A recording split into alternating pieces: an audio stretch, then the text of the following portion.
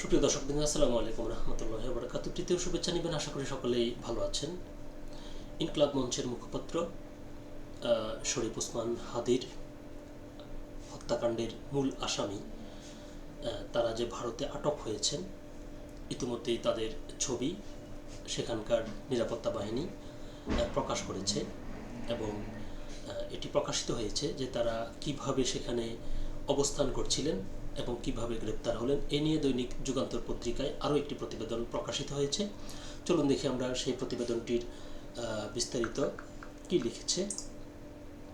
ভারতে যেভাবে গ্রেপ্তার হলেন ফয়সাল, দেশ ত্যাগ করেন যে সীমান্ত দিয়ে, এই শিরোনামে খবরটি বিস্তারিত বলছে যে ইনকলাব মঞ্চের মুখপাত্র শরীফ ওসমান বিন হাদিকে খুনের মূল অভিযুক্ত শুটার ফয়সাল করিম মাসুদ ও তার সহযোগী আলমগীর গ্রেপ্তার করা হয়েছে।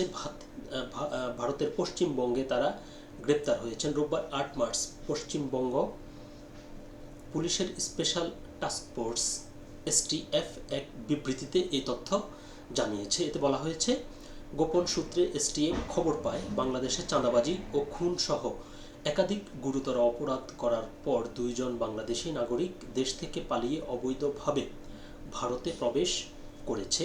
বর্তমানে বনগাঁ সীমান্ত এলাকায় আশ্রয় নেওয়ার চেষ্টা করছে। তারা সুযোগ পেলে পুনরায় বাংলাদেশে ফিরে যেতে পারে বলেও তথ্য পায় পুলিশ। এই তথ্যের ভিত্তিতে অভিযান চালিয়ে 7 মার্চ রাত ও 8 মার্চ ভোরের মধ্যবর্তী সময়ে বনগাঁ এলাকা থেকে তাদের আটক করা হয়। তারা হলেন রাহুল ওরফে ফয়সাল করিম মাসুদ, বয়স 37, যিনি বাংলাদেশের পটুয়াখালীর বাসিন্দা, এবং আলমগীর হোসেন, বয়স 34, ঢাকার বাসিন্দা। প্রাথমিক জিজ্ঞাসাবাদে জানা গেছে, ফয়সাল করিম মাসুদ এবং আলমগীর হোসেন বাংলাদেশে রাজনৈতিক কর্মী ওসমান হাদি হত্যাকাণ্ডে জড়িত ছিলেন। অর্থাৎ এই কথাগুলো কিন্তু সে দেশের নিরাপত্তা বাহিনীর।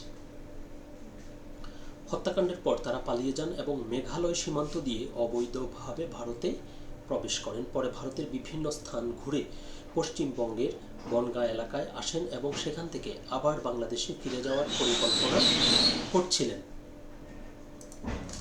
এই ঘটনায় মামলা করা হয়েছে। আটক দুজনকে সংশ্লিষ্ট আদালতে হাজির করার পর পুলিশ হেফাজতে পাঠানো হয়েছে।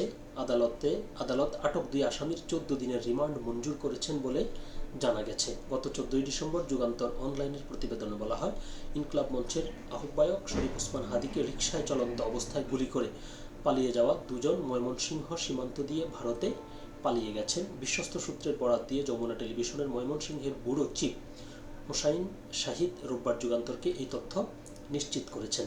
তিনি বলেন, ওই দুই শুটার ফয়সাল ও আলমগীর শুক্রবারই ময়মনসিংহের হালুয়াঘাট উপজেলার ভুটিয়াপাড়া সীমান্ত দিয়ে মোটর সাইকেল যোগে পালিয়ে গেছেন। ঘটনার পরপরই একটি প্রাইভেট কারে প্রথমে মিরপুর থেকে আশুলিয়া, পরে গাজীপুর হয়ে ময়মনসিংহে ঢুকেন। ময়মনসিংহে এসে সেই প্রাইভেট কার পাল্টে ফেলেন তারা।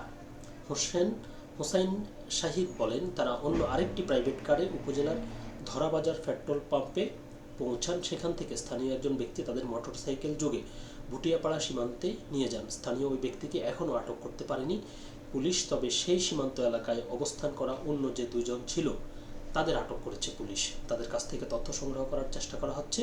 তিনি আরও বলেন, তাদের সীমান্ত পার করে ভারতে পাঠিয়ে দেওয়া হয়, পরে আরেকজন রিসিভ করে নিয়ে যায়। তো মূল প্রতিবেদনটি এ পর্যন্তই ছিল। তো যেটি বলতে হয় সেটি হলো যে এটি স্বস্তির খবর যে ভারতীয় নিরাপত্তা বাহিনী এই শরীফ ওসমান হাদিকে নৃশংসভাবে যে খুন করেছেন, এই খুনিদেরকে ধরতে পেরেছেন। এজন্য ভারতীয় নিরাপত্তা বাহিনীকে অভিনন্দন জানাচ্ছি যে তারা তাদের দায়িত্ব তারা সঠিকভাবে পালন করেছেন। এদিক থেকে বাংলাদেশ থেকেও সরকারের পক্ষ থেকে ইতিমধ্যে জানানো হয়েছে যে এই যে শরীফ ওসমান হাদির যেই হত্যাকারী, তাদেরকে বাংলাদেশে ফেরত আনার ব্যাপারে বাংলাদেশ সরকার ইতিমধ্যে প্রক্রিয়া শুরু করেছে। আর আমরা এই যে প্রতিবেদনটি দেখতে পেলাম, সেই প্রতিবেদনে সেখানে বলা হচ্ছে যে সেখানে তার 14 দিনের রিমান্ড আবেদন মঞ্জুর করেছে সেখানকার স্থানীয় আদালত।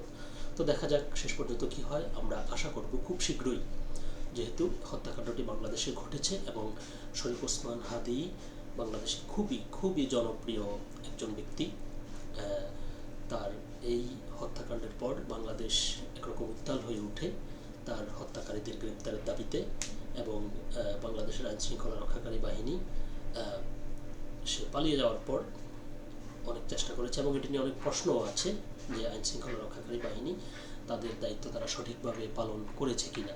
যাই হোক, সব মিলিয়ে সব শেষ কথা হচ্ছে যে হয়তো একটু দেরিতে ধরা পড়েছে, কিন্তু ধরা পড়েছে।